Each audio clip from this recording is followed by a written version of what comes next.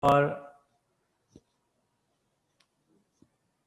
machining of non-metals, mostly polymers, and let's also discuss somewhat about the non-conventional machining processes, which can also be used for processing of non-metals. So, one of the most common process, the non-conventional processes, as you know, they have been developed latter stage, and they do not employ conventional cutting tool and do not remove the material in form of chips. They do remove the material in form of uh, tiny uh, tiny metal pieces, but not like chips which occur in conventional machining processes. So these non-conventional machining processes have been developed mostly after the 1950s, and they have been developed for specific applications, mostly for processing of non-metals or engineered materials, which were developed for specific applications. So in this non-conventional machining, we will mostly study laser machining, because laser machining can be used for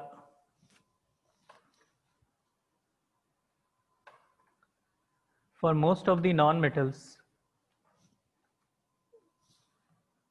And apart from this laser machining, we will also study a very important process called ECM and ECDM, that is electrochemical machining and electrodischarge machining. So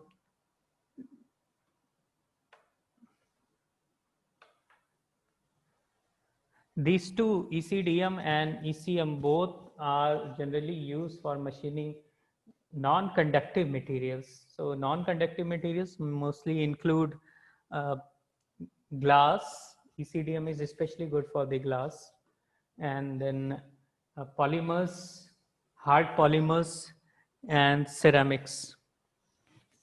So these mostly these three processes are used for processing of non-metals. So we will be starting with the laser machining.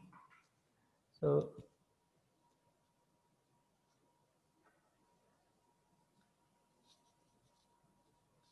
I suppose that a bit of this you have already studied in your course. So I will be briefly discussing this laser machining. Laser machining, laser, as a word, it stands for light amplification by stimulated emission of radiation. So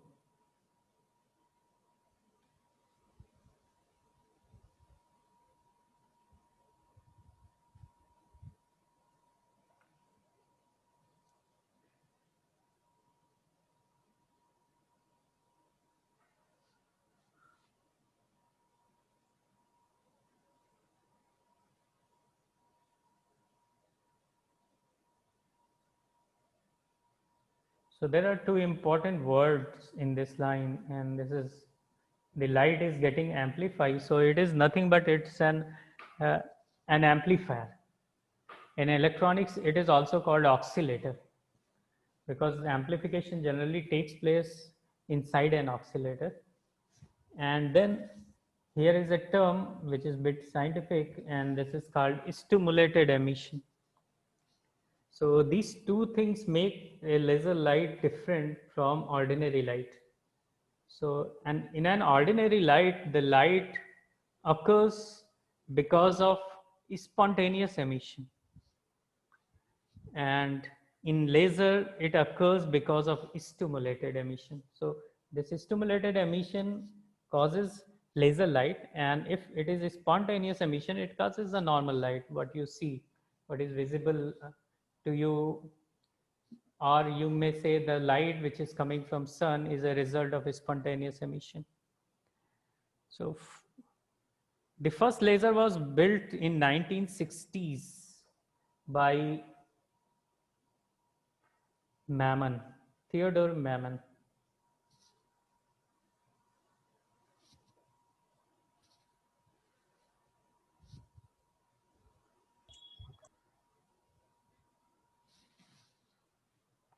So,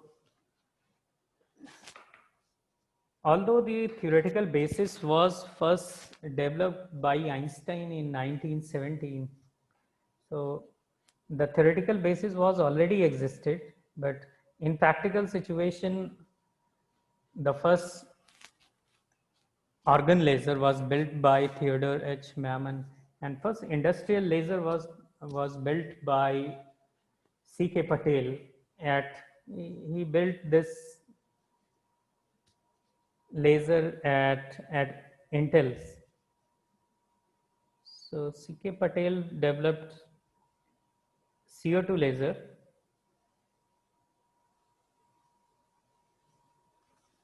at Intel Labs, and this CO2 laser was the first industrial laser which can be used for, which was used initially for removing a small amount of material, although the efficiency was quite low, as small as less than 1%. But it was the initial days, and also you must remember that the machining accuracy was not so good for optical components of the laser at that time. So this was the major cause of low efficiency. Anyway, let's talk about the spontaneous emission uh, and stimulated emission. The normal light, ordinary light is very scattered. If you see its photons, they generally scattered nature. They generally consist of various wavelengths. They generally do not have the same wavelength or frequency, but their photons, they consist of different wavelengths, different frequencies, different type of coherence exists there, which is random in order. So photons are there in the light, and they are generally distributed inside this light. A laser light differs from the source of light in that it emits light with coherency. Okay, this is, if I say this is normal light, then this laser light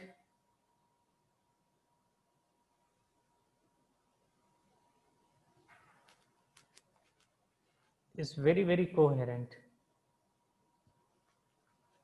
When I say coherent, it means that the coherency is generally in terms of spatial coherence, which means that light is traveling with the same speed altogether, and then there is temporal coherence. So you can say a spatial coherence is what? A laser beam, the light generally travels like this wave.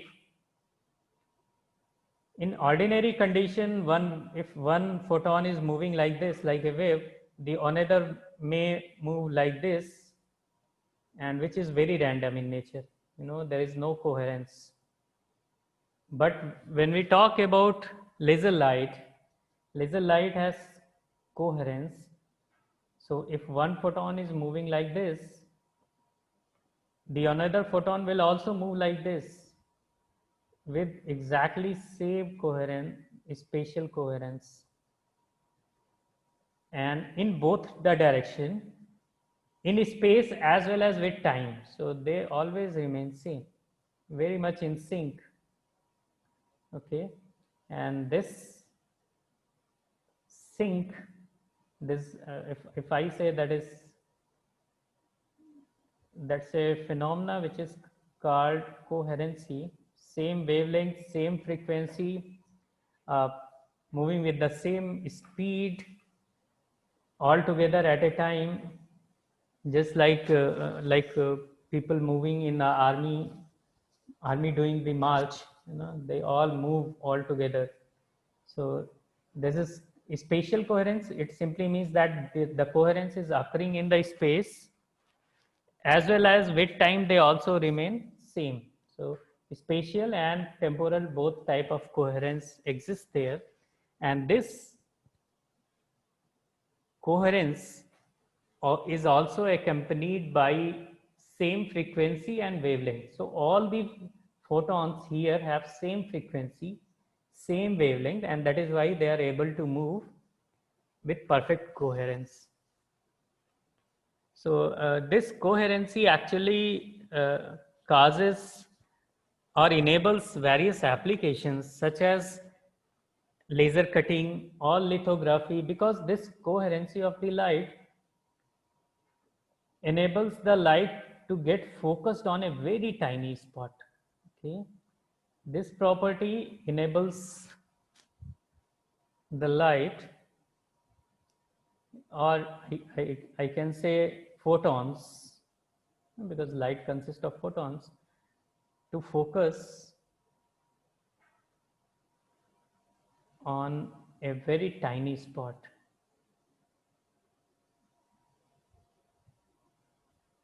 And just because it can be focused on a very tiny spot, it can be used in applications like in laser cutting,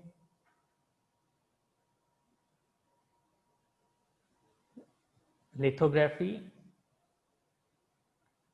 3D printing, etc.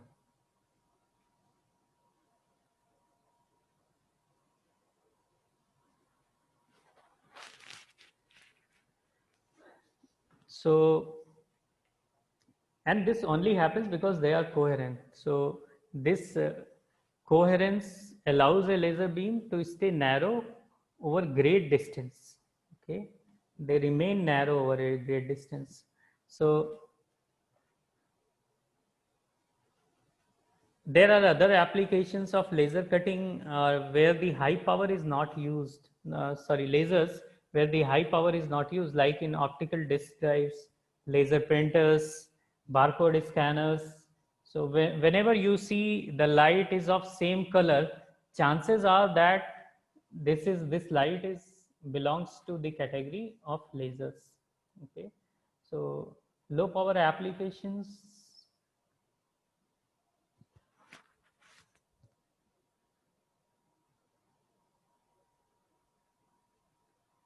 They include optical disk drives,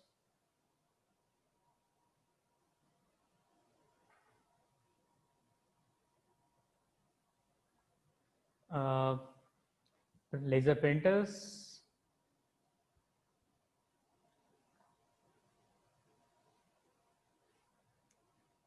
barcode scanners,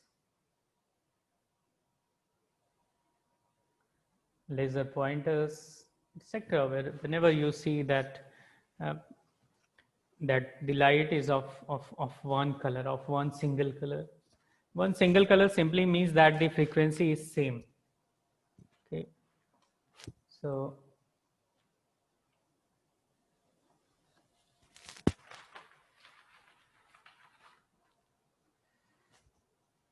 nowadays lasers are also used in various military applications like laser guns, laser surgery. High power lasers are now being used in order to communicate between two satellites, and a number of, just you can just count the applications of lasers. It has got a huge number of applications.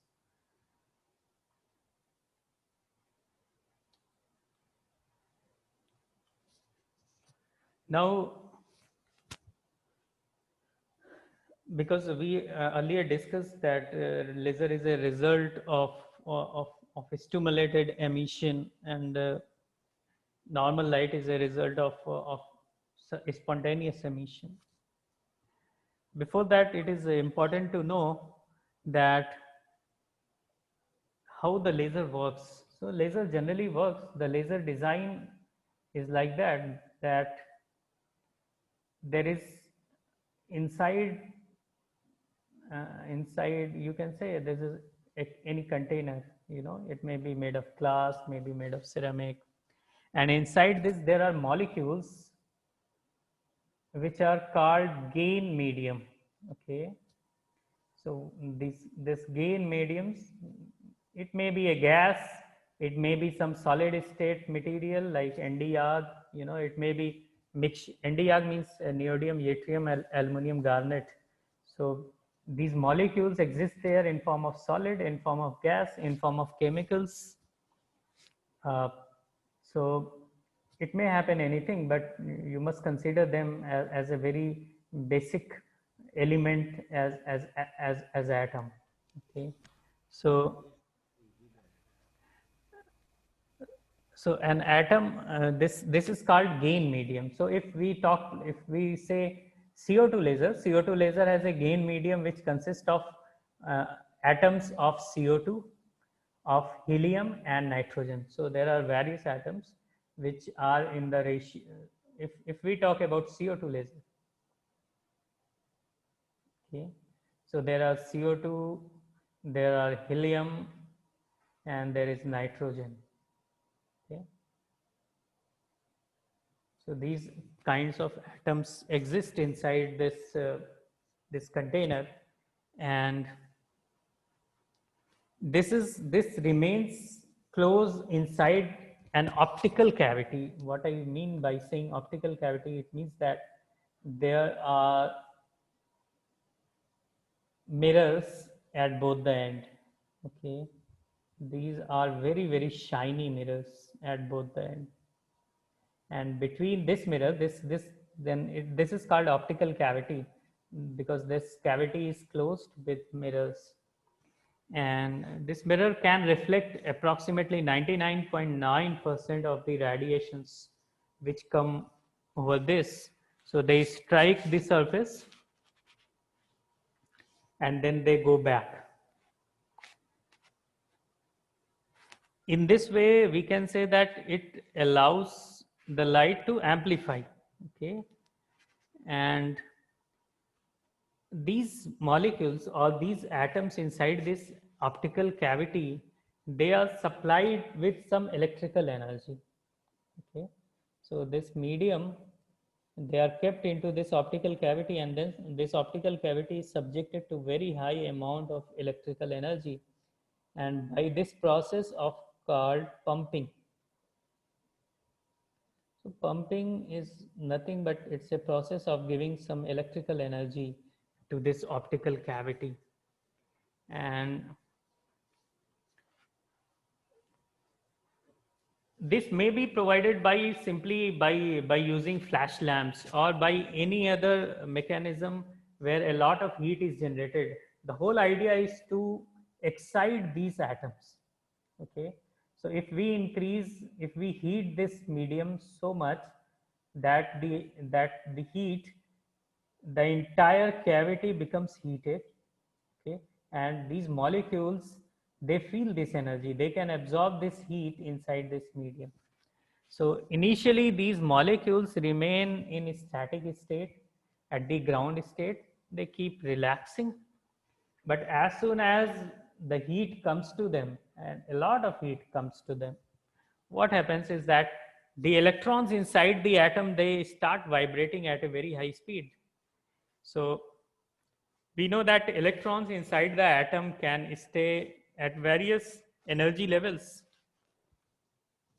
So as soon as they feel this energy, they feel this heat, the electrons inside this atom, they start vibrating at a very high speed. So when we say very high speed, it means that an electron, which generally remains in ground state, the vibration remains very small and it remains in the ground state. As soon as the electron gains some energy, it starts vibrating at a very high speed, and we say that now the energy of this electron is very high and it reaches to its higher energy state. you know so if I say this is a low energy state or ground state,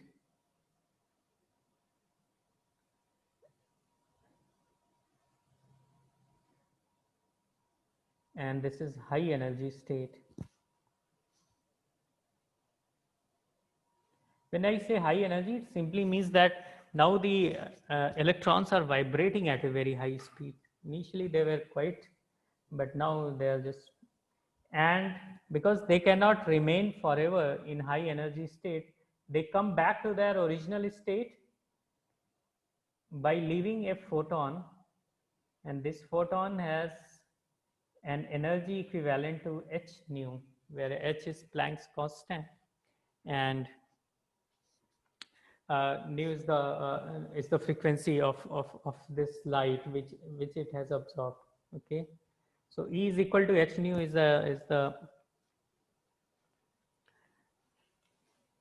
the expression for energy of such photons, as we have already studied in physics or heat transfer course. This kind of emission of photon is called spontaneous emission.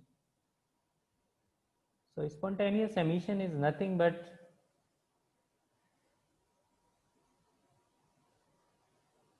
an electron which was in ground state absorbs some heat or energy, goes into higher energy state, remains there for quite some time, and then come back to its original low energy state or ground level by relieving an energy in form of a photon. And photon is nothing but the light consists of photons. Okay, a lot of photons. So this photon comes out when the electron comes back to its original energy state, and in such case this photon coming out from this movement of electron from higher energy state to lower energy state is called spontaneous emission. Now what will happen if we keep this photon inside this optical cavity?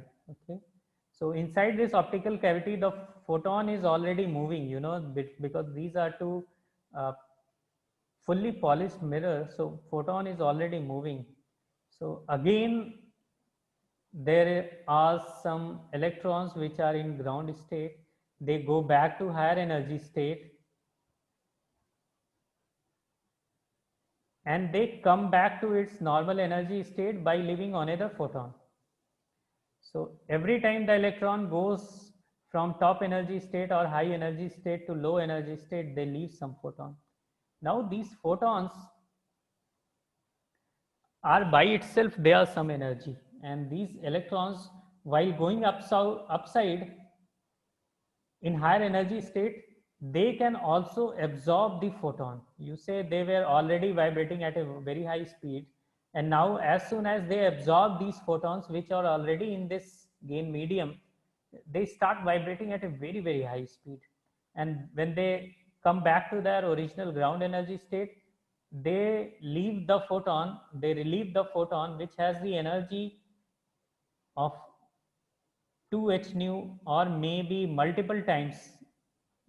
I just can write c into h nu, and it depends on how much photon it has been absorbed while the movement of electron from higher energy state to lower energy state, or from lower energy state to higher energy state.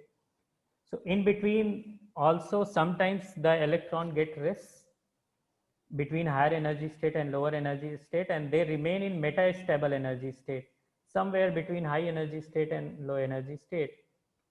And this metastable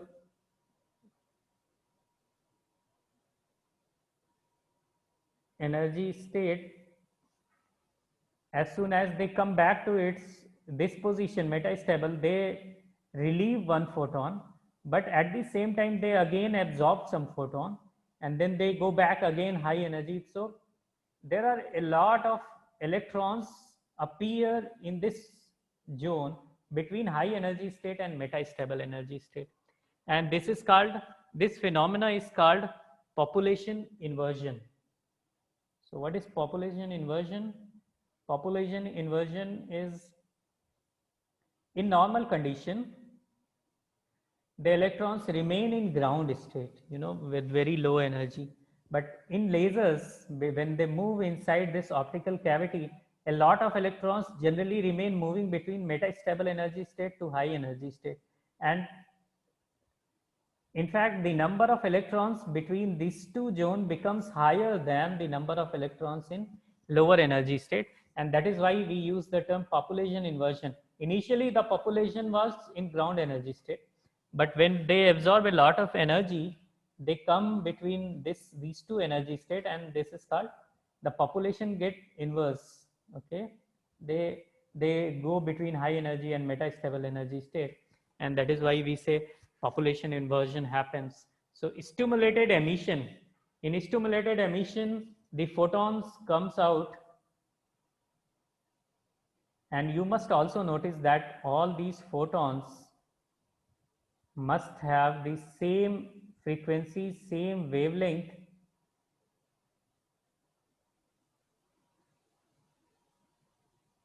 If such thing is happening, because when the electron comes back from the higher energy state to lower energy state, it relieves the energy h nu, where nu is the frequency. Now nu remains same for all the electrons which are coming back from the higher energy state to lower energy state. It means that all the electrons have the same frequency, same wavelength, and when they are moving in the same direction, same wavelength, same frequency, same coherence, they can do constructive interference and their energy can be increased. So this all thing remains inside this optical cavity, all the photons are moving continuously. They are just striking this surface, comes back from this surface. And in between this, the electrons are moving at a very high energy state from, they are vibrating at a very high energy state and relieving the photon, a lot of photon. All these photons gets mingled up, and they move with same coherency, same wavelength, same frequency. And what we do, we make this mirror, at least one of the mirror, partially translucent. When I say translucent, it means that if the energy of these photons become high, this partially translucent area, here I am just showing a big area, but generally it remains less than 1 mm diameter. So this area, which is partially translucent, it allows the photon to come out from this area. So translucent simply means that if the energy of the photons become high, they can just penetrate this surface and then they come out. Although this area and this area, they remain perfectly polished mirror, but a very small area is allowed, so that these photons are allowed to come out from this area in form of light, and this light is called laser light.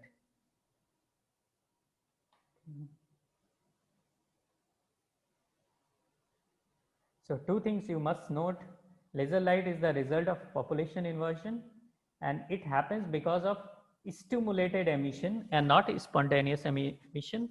The difference between spontaneous emission and stimulated emission is that in spontaneous emission, the electrons move from high energy state to lower energy state, and in that way they relieve one photon. But in stimulated emission, a lot of photons move between optical cavities.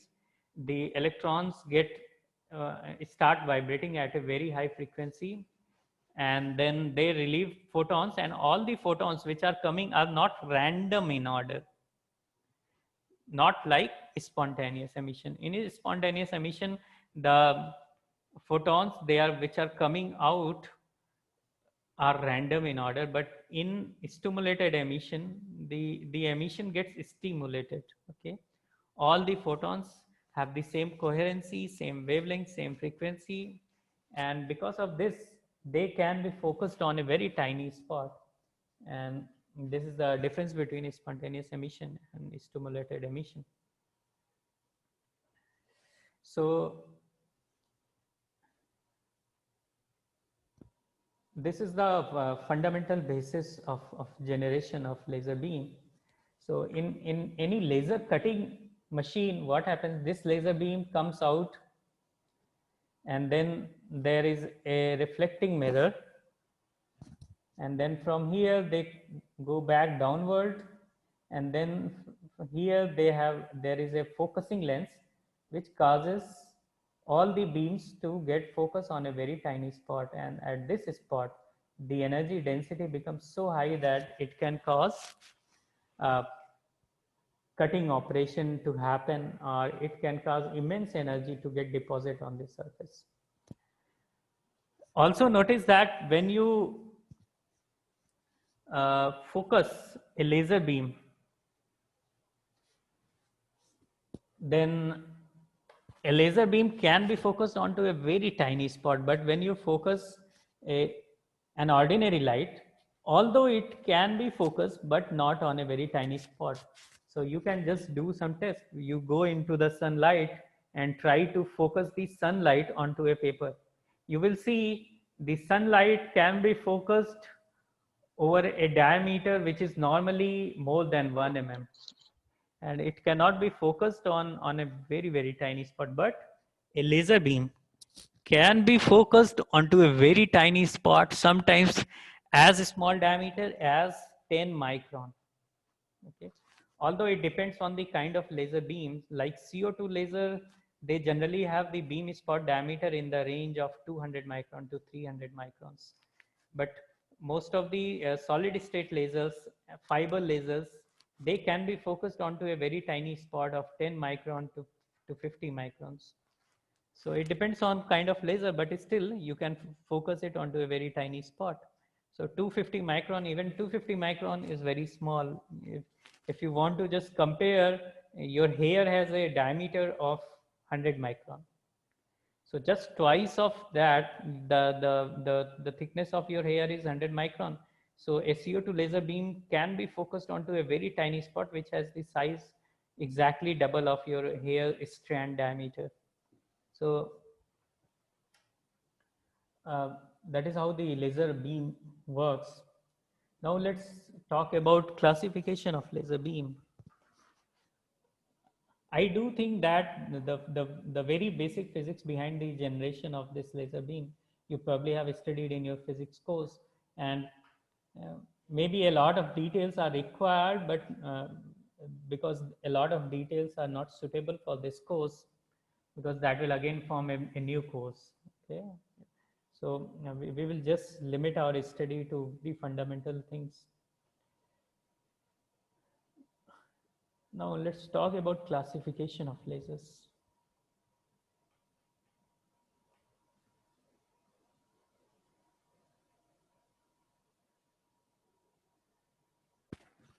So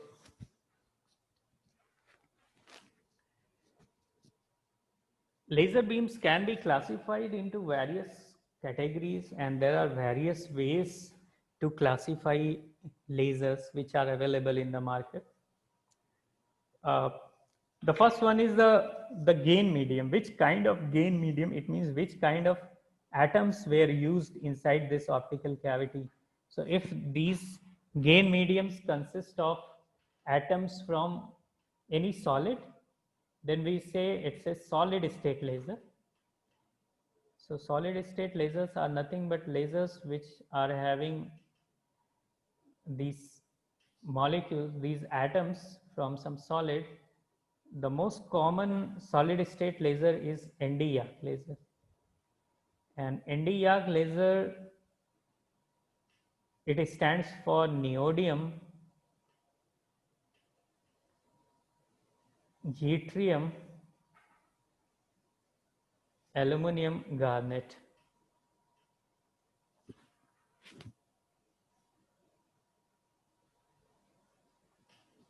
Now you may ask that why we cannot make lasers from any solid state? Why do we need this combination, neodymium, yttrium, aluminum, garnet?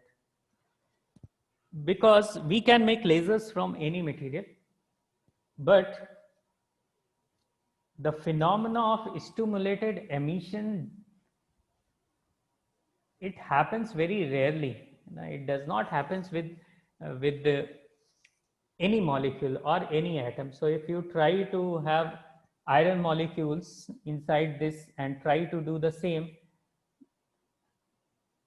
chances are that before the molecules, the electrons, they do not absorb in the same way, and the overall efficiency of the whole system remains so low that the system may not be worth of having.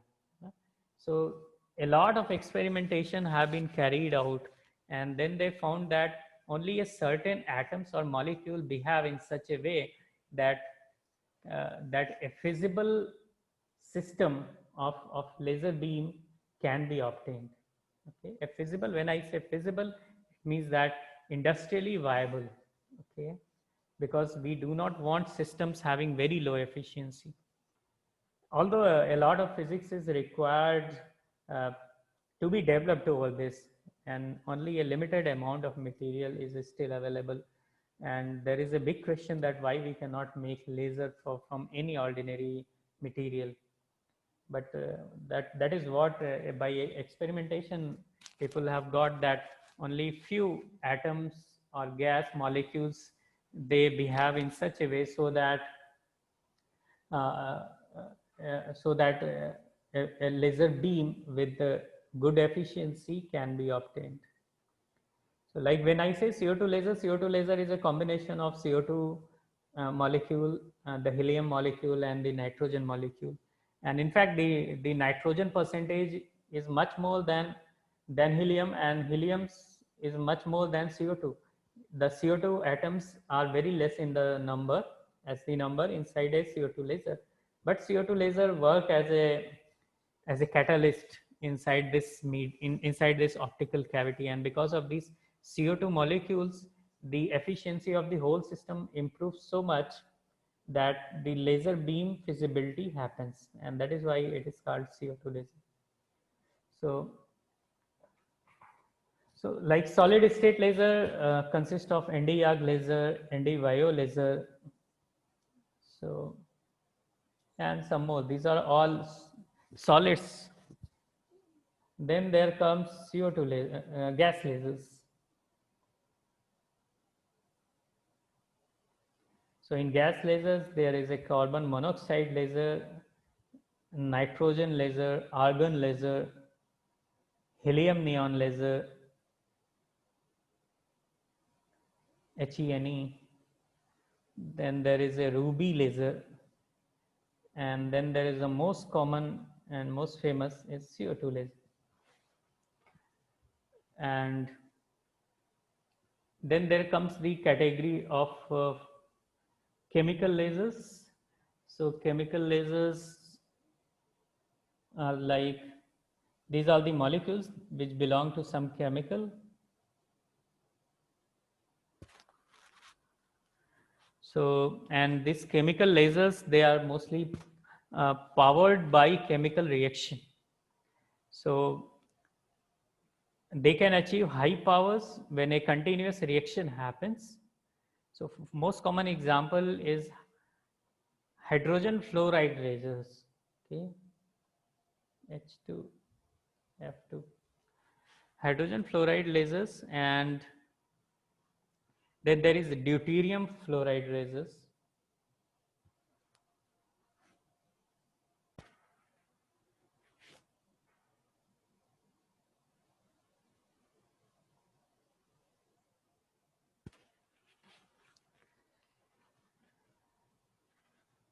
And then sometimes there is ethylene lasers are also available.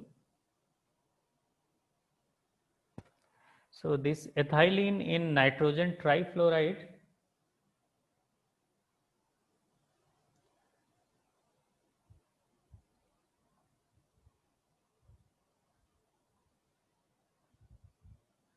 they can be called as chemical laser. Okay.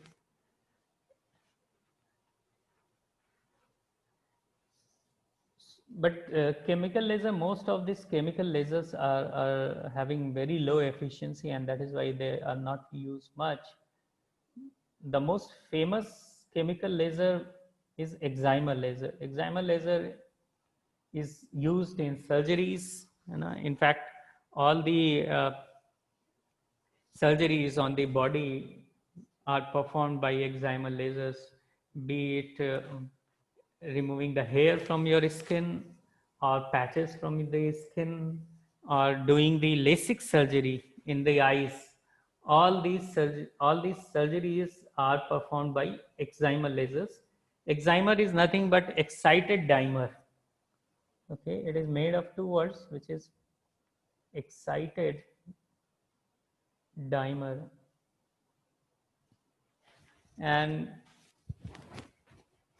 they are actually powered by a chemical reactions, and there is a heterodimeric molecule, or you say the molecules having a distinct state, which is heterodimeric in the nature, and they generally produce light in the wavelength of ultraviolets, UV. So we'll discuss. The another is fiber laser. So fiber laser, they generally consist of like ytterbium laser, YB lasers, and here the laser beam gets generated from rare earth fiber materials like ytterbium. So these four different kinds of lasers are available when we consider as the gain medium state. The another way to classify the lasers is the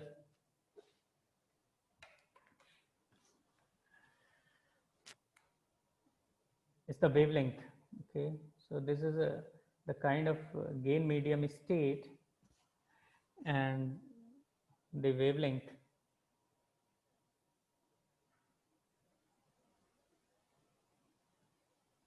So on the basis of wavelength also we can classify the lasers. If you remember various wavelengths, the visible range exists from uh, 400 nanometers to 750 nanometers. So this is the wavelength of the beam when you can see a color of the light beam. Okay, so like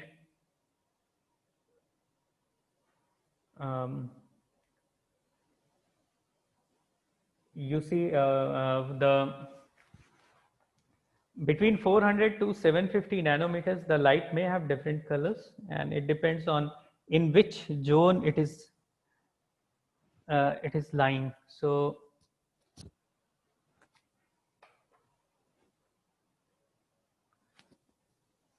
before, if the beam is having wavelength before 400 nanometer or after 750 nanometers, you cannot see it. There is no color, and that is how your mobile radiation occurs or any microwave radiation occurs, because these wavelengths, they lie beyond 400 and 750 zone. So that is why you cannot see it, but your devices can feel it. Okay, and this wavelength, according to the kind of wavelength the laser beam has, we can classify the lasers, because most of the lasers which exist in the market, they emit the laser beam of particular wavelength. So there may be like UV lasers. UV lasers are the lasers which emit light beam into the ultraviolet zone, and ultraviolet zone, it means that before 400 nanometers. Okay, and this 400 to 750, they vary according to Vibgyor, if you remember. So it starts 400 nanometer, belongs to violet, indigo, blue, green, yellow, orange, and then red. So if near to 750 nanometer wavelength, you can get the red color. Near to 400 nanometer, you can get the violet color, and in between like this. So ultraviolet means before 400 nanometers, and their range varies from 100 nanometer to 400 nanometers. So if the laser beam emits the radiation between this zone, we say it's a UV laser. The most common example is excimer laser,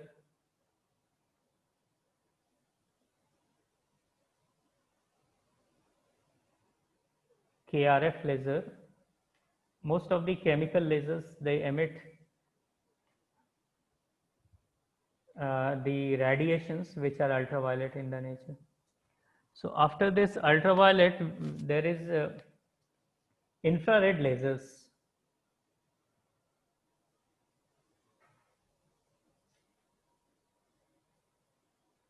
Then there is green lasers.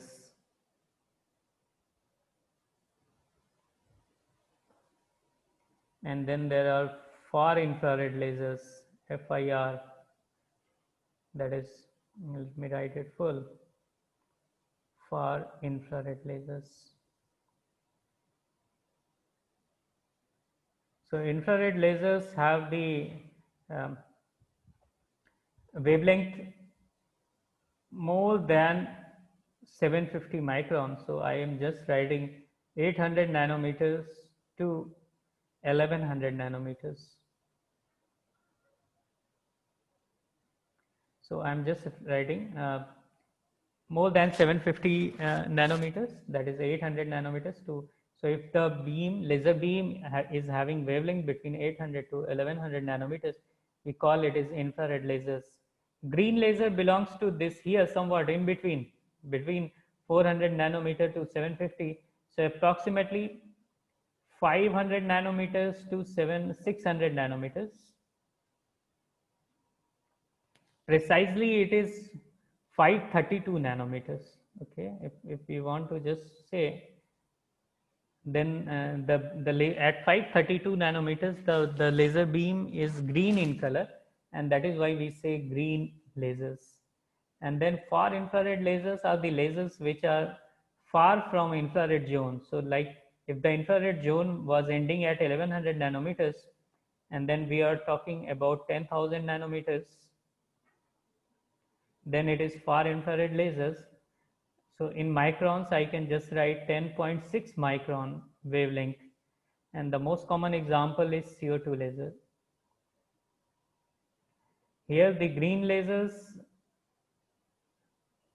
and infrared lasers both are solid state lasers. So ND-YAG, fiber laser, they are all generally infrared lasers and green lasers. Okay. There are electronic devices available by which you can convert a infrared laser into green lasers. Okay. Frequency doubling devices are available. Now, this wavelength plays a very important role while doing the laser machining operation.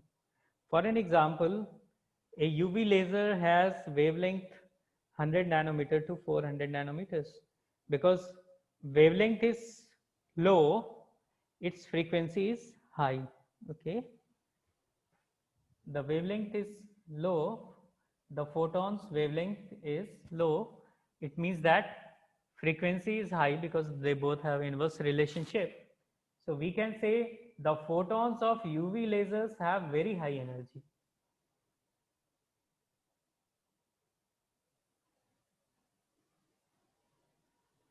If you compare it with far infrared lasers who have large wavelength but low frequency. If the wavelength is large, the frequency is low. You know? And if the frequency is low, it means that energy is also low because E is equal to h nu. You know? So if nu means frequency is low, the energy is low. If nu is high, it means the frequency is high, the energy is high. So the photon energy of UV laser is very high. The photon energy of CO2 laser is very low.